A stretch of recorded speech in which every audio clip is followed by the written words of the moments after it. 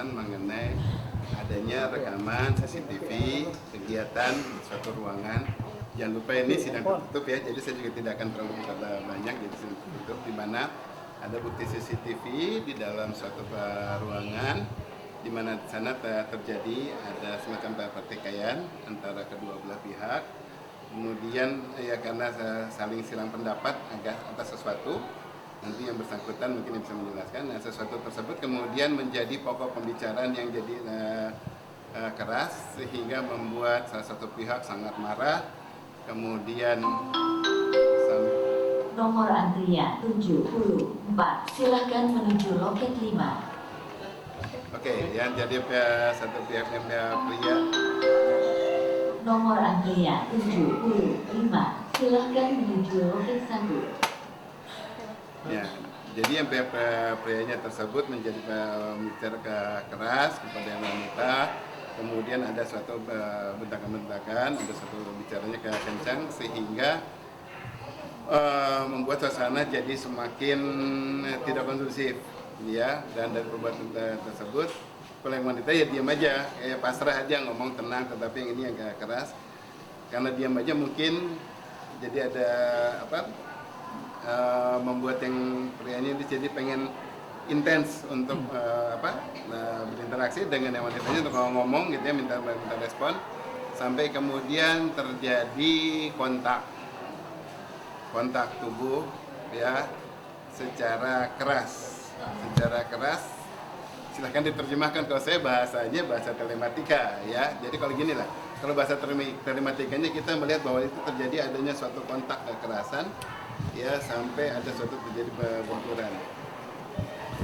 Tetapi kalau di sininya tidak ada sekarang, apakah itu termasuk kriteria KDRT atau bukan, silakan itu secara pakar hukum nanti yang menilai ya. Tetapi kalau di bahasa telematika kita ngelihat dari suatunya bukti suatu kontak keras ya di CCTV bukti keras ya, benturan dan benar-benar memang terkena sampai yang satunya waktu udah dihajar gitu sampai terpental. Berarti yang diduga dilakukan oleh pihak pria?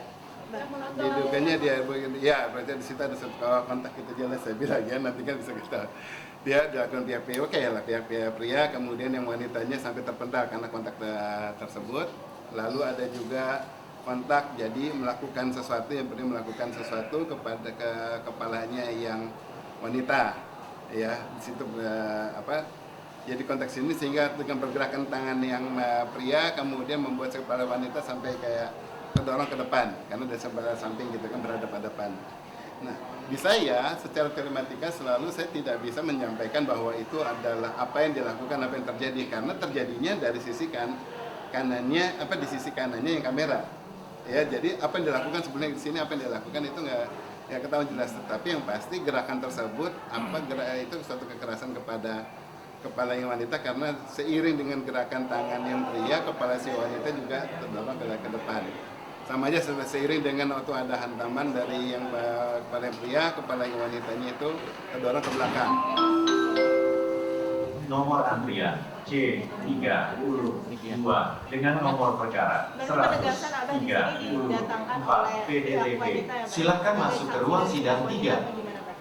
Jadi saya teruskan dari di sini, kita belum selesai ya. Jadi pada saat dia terbentur, ini kemudian kepala wanitanya itu sampai terdorong ke belakang. Nah, ada juga gerakan yang sama dengan kepala pria itu seperti kayak gitu, tetapi tidak terkena. Jadi kalau secara digital apabila tidak terkena ya kita bisa lihat itu tidak terkena. Tapi yang kena ya kena. Nomor antrian C32. Menghadirkan ahli nih Bang, seperti apa? Ya, terima kasih teman-teman atas waktunya.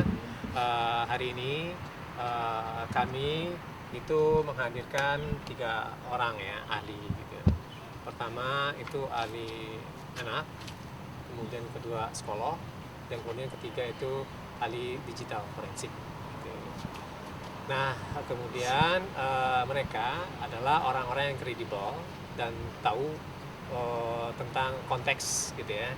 Nah oleh sebab itu makanya dapat dikualifikasikan orang memang tepat untuk menyangkal dari dalil-dalil yang telah ada selama ini gitu kan. Nah jadi itu tujuannya untuk menjernihkan dari suatu teks-teks yang ada selama ini. Jadi lebih memberikan perspektif pada hakim terkait dengan dalil-dalil yang terdahulu yang sebenarnya kami bantah. Nah, jadi itu sih para ahli yang kami ajukan ya. Oleh sebab itu makanya cukup kredibel bagi kami untuk mengajukan mereka, sehingga cukup tepat kalau misalnya hakim nanti ke depan itu dapat menerima dalil-dalil kami. Gitu kan. Bantahan soal selingkuhan juga. Bantahan soal isu perselingkuhan. Enggak. Ya intinya lebih kepada persoalan ini kan bagaimana memberikan suatu kondisi yang terbaik bagi anak. Lebih pada itu sih sebenarnya. Bang, tadi sebelah sana membantah perihal tentang adanya tindakan untuk kekerasan. Sebelumnya dari pakar telematika mengatakan ada kontak fisik yang dilakukan dari Baim ke Paula, itu benar Bang? Ya kalau itu kan udah materi persidangan ya. Kami nggak bisa masuk ke jauh lebih pada itu gitu. Tapi pada intinya pada saat ini kami itu menghadirkan ahli-ahli yang memang betul-betul kredibel terkait dengan itu. Jadi kami menguatkan apa yang perlu dikuatkan dan kemudian membantah dari sesuatu dalil yang menurut kami itu tidak benar. Itu sebenarnya. Oke?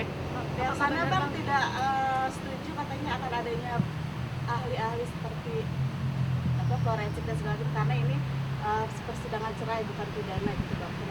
Ini kan kaitan dengan bukti-bukti kan, kan gitu. Nah, kenapa ini perlu dihadirkan? Karena gini, terdahulu kan kami sudah katakan bahwa ini kan banyak bukti elektronik kan. Nah, untuk bukti elektronik itu makanya harus diukur secara apakah itu kredibel bukti tersebut, apakah bukti itu adalah mempunyai suatu autentifikasi yang benar gitu kan. Jadi untuk mengukur-ukur itu sih sebenarnya gitu kan. Nah, oleh sebab itu makanya kami ingin datangkan gitu kan, karena kami itu mengatakan kalau bukti-bukti tanpa adanya pembanding itu tidak kredibel atau tidak valid gitu kan. Oleh sebab itu tidak bisa dijadikan pegangan untuk suatu penguat dari suatu dalil dalam suatu permohonan gugatan. Itu kira-kira. Jadi relevan. Videonya hanya sepotong-sepotong Bang, tidak full, katanya pihak sana juga bisa seperti keberatan. Ya itu makanya kita datangkan ahli forensik kan. Gitu. Itu tujuannya gitu kan. Nah, karena kan dari sekian banyak bukti-bukti yang ada itu kan bukti elektronik gitu kan. Nah, itu tidak ada pembanding. Itu yang kita tanyakan, lebih pada itu. Oke, gitu ya teman-teman ya. Makasih banyak ya. Perihal yang katanya Paula sendiri susah mendapatkan untuk menengok anak, akses anak yang dimana kan kemarin katanya Baim ke Jogja gitu Bang. Tanpa memberitahu ketemu lagi belum Bang? Kalau ya yang saya tahu ya mungkin akan dicoba untuk ngobrol nanti gitu ya, apakah bisa untuk bertemu dengan anak atau tidak. Tapi memang selama ini memang dibatasi atau seperti apa sih Mas? Karena kan Paula kan sempat nulis di story-nya bahwa bilang katanya ketemu anak hanya di sekolah. Gimana nih Bang mungkin? Ya, terkait dengan itu mungkin dicoba nanti ya untuk bisa mempertemukan apakah kedua belah pihak itu bisa memberikan waktu dan kemudian bisa memberikan keluasaan dalam artian gini ya, apakah ada nanti persesuaian waktu gitu kan, macam-macam sih nanti gitu ya untuk ketemu dengan anak gitu kan.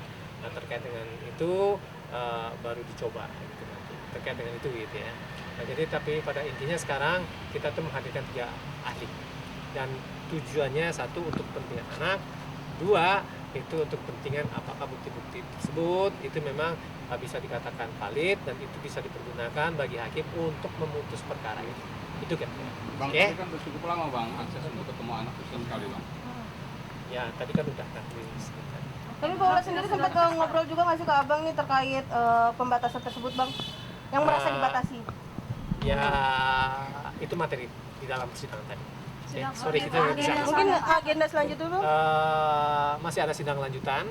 Nah, kemudian kalau misalnya nanti kita akan diskusikan lagi apakah masih ada saksi fakta atau enggak. Kalau misalnya enggak berarti kita akan lanjut pada kesimpulan. Berarti di tanggal 5 ya. Tanggal 5 ya. Tanggal 5. Oke gitu ya teman-teman ya. Masih banyak ya.